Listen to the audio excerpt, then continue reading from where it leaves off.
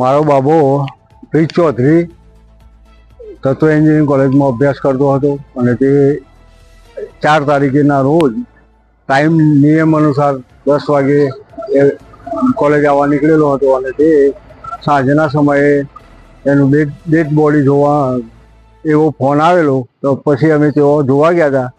એનું જે પોલીસ સ્ટેશનનો જે રિપોર્ટ અને એ સાહેબને એસપી સાહેબને રજૂઆત કરવા માટે અહીંયા આવ્યા હતા. તો એમણે કીધું કે પેલો પીએમ રિપોર્ટને અનુસંધાનમાં જોઈશું, પણ પીએમ રિપોર્ટની નકલ મળવાથી અમે એમાં ડેમેજ ને બધું બતાવે છે.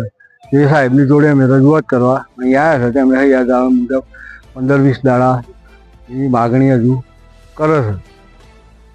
હજુ તાત્કાલિક કોઈ પેલો અભિપ્રાય આપવા માગતા નથી. અમુક જે તમારો બાબુ હતો આ ઘટના પહેલા તમારું કોઈ સાથે સંપર્ક થયેલો કે નતો થયેલો?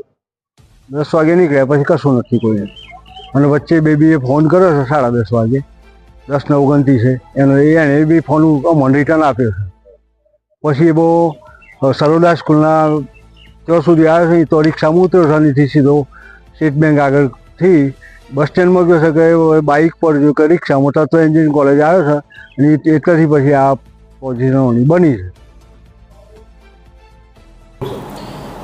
ગત 4 જુલાઈ 2024ના રોજ તત્વ કોમ્પ્લેક્સને પાછળના ભાગે પ્રીત ગિરીશભાઈ ચૌધરી, જેની ઉંમર છે 19 વર્ષ અને એ રહેવાસી છે કોલીખડ ગામના, એમની આપણને લાશ મળેલી અને જેના આધારે પછી આપણે અકસ્માત મોત દાખલ કરી અને જેની તપાસ છે એ PSI શ્રી CM રાઠોડ કરે છે.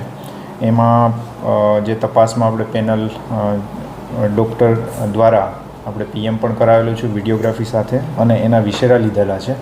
અને એ વિશેરા છે આવતીકાલે આપણે FSLમાં રવાના કરીએ અને જે પણ PM રિપોર્ટના આધારે અને જે પણ FSLના રિપોર્ટના આધારે અહેવાલમાં જે પણ જાણકારી મળે એના આધારે આપણે આગળની તપાસ કરીશું. કોઈ CCTV ફૂટેજ જેવું કંઈ માહિતી? CCTV ફૂટેજના આધારે પણ હવે તપાસ કરીએ છીએ, તપાસ ચાલુ છે. એના આધારે જે પણ અમુક વ્યક્તિઓ છે એની પણ આપણે પૂછપરછ કરી રહ્યા છીએ, પણ હાલમાં કોઈ એવી સંદિગ્ધ માહિતી નથી મળતી. સર, કોઈ ઇન્ટેન્શન એવો કોઈ દેખાઈ રહ્યો છે કે કોઈ ઇરાદાપૂર્વક થઈ હોય? કારણ કે હી ઇઝ અ સ્ટુડન્ટ.